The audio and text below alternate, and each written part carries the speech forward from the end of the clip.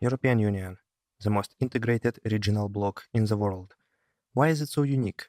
Why there are no other European Unions around? And most importantly, how should we feel about it? Is European Union a left-wing experiment in social engineering or a right-wing neoliberal empire?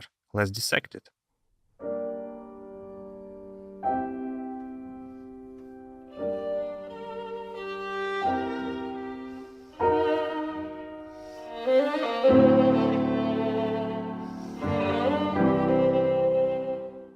There are already some good videos out there covering basics of the EU history and geography.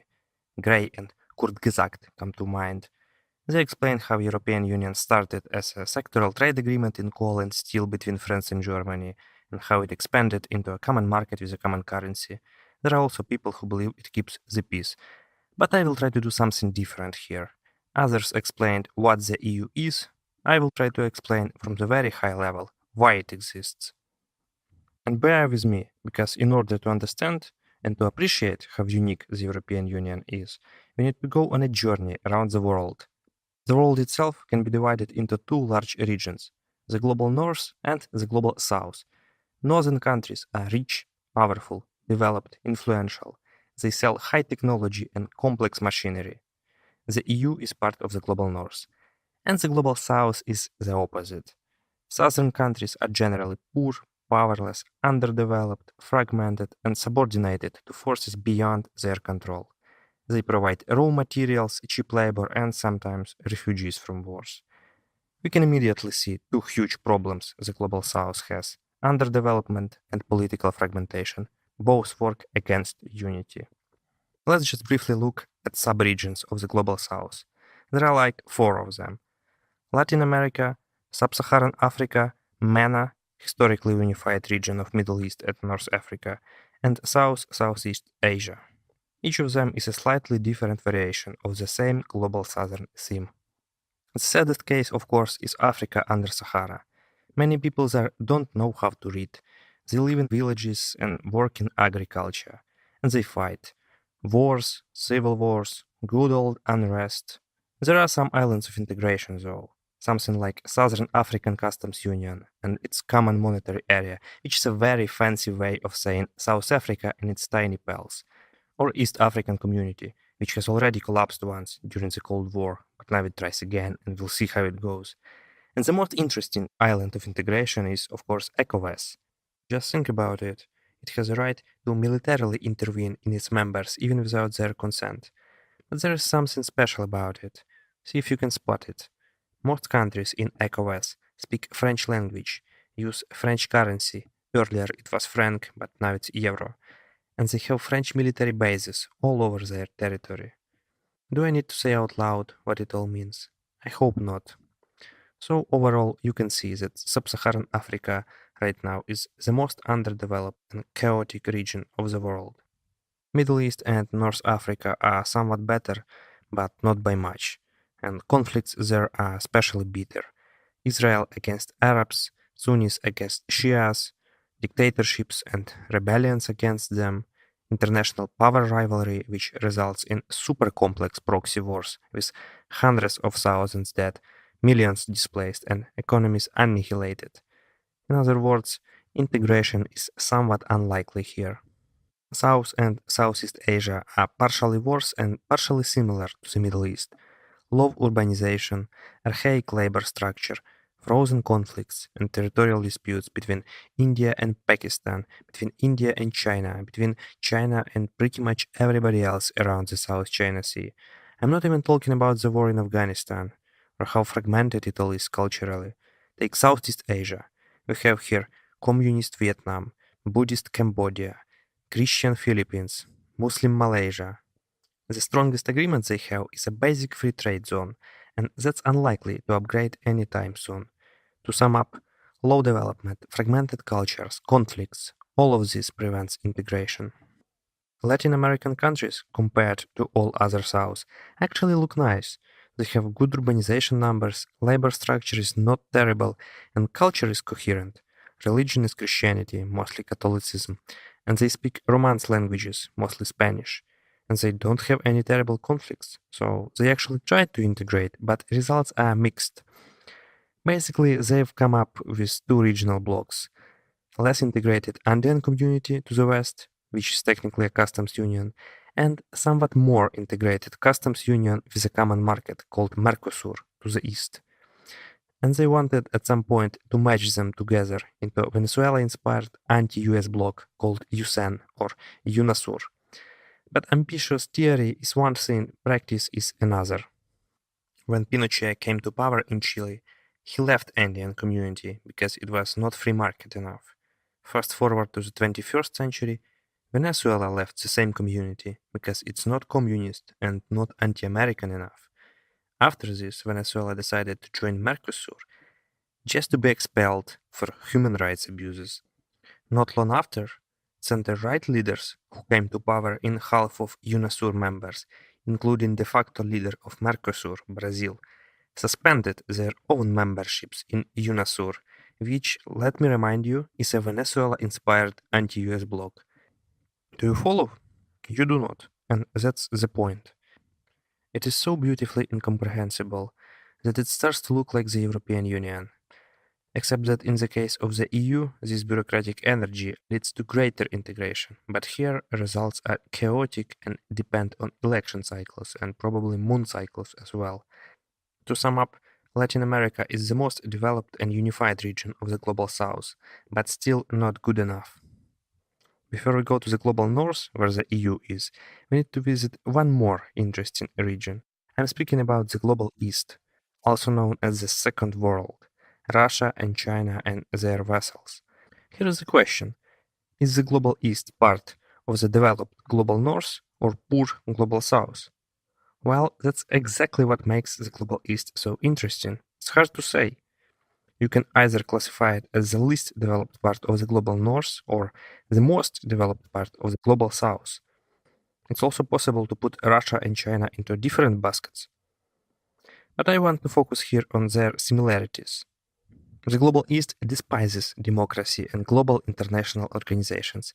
And it's not because it dislikes bureaucracy or big government or regulations, not at all. Actually, to the contrary. But it doesn't want dictatorship to be restrained in any way. It respects power, real, hard power. So it's easy to understand why the Global East doesn't have many friends, and why, if it integrates, it's usually at someone else's expense. In other words, we have here a combination of big population unified by dictatorship and middle between North and South level of economic development. All of this is enough to give a great power status, but also loneliness and paranoia. Occupation of Crimea and Donbass by Russia and military colonization of South China Sea by China are recent examples. Finally, we've arrived to the global north, much more developed, stable, and democratic than the global south and the global east. It's also where the European Union is. You would expect this level of economic and political development to virtually guarantee integration all over the north, but that's not the case. The European Union remains a unique example even in the north. There's nothing like it in North America and Northeast Asia. First, Northeast Asia. Why there's nothing like the European Union here? Around Japan, for example. Because nobody trusts others in Northeast Asia. The Cold War hasn't even ended here, and some countries are technically in the state of war. And those who are allies still hate each other anyway. High politics and painful history prevent integration in Northeast Asia.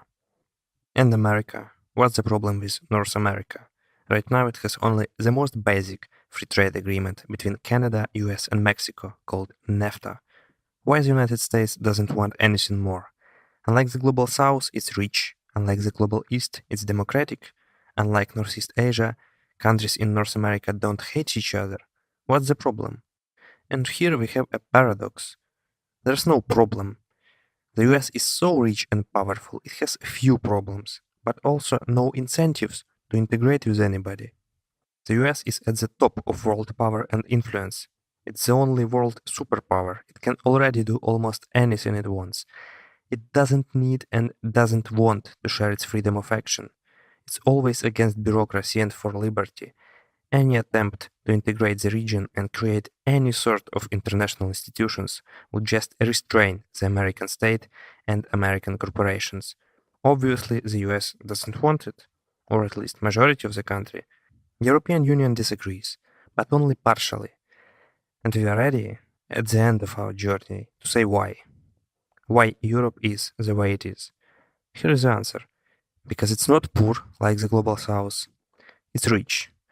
It's not dictatorial like the global east. It's democratic. But it's also not a proud superpower like the United States. It cannot just hope that markets will fix everything by themselves. Europe thinks that in the truly free market environment, American corporations will dominate everything. In other words, Europe has a unique combination of both ability and incentives to regulate itself and to integrate. So it does. Now, how should we feel about it?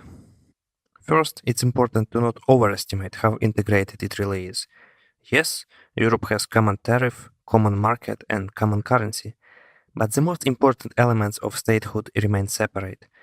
Army, police, foreign policy, taxation, social security, citizenship, and when the European Union makes decisions and votes about anything in its structures, it tries not to outvote anybody like parliaments in real states do all the time.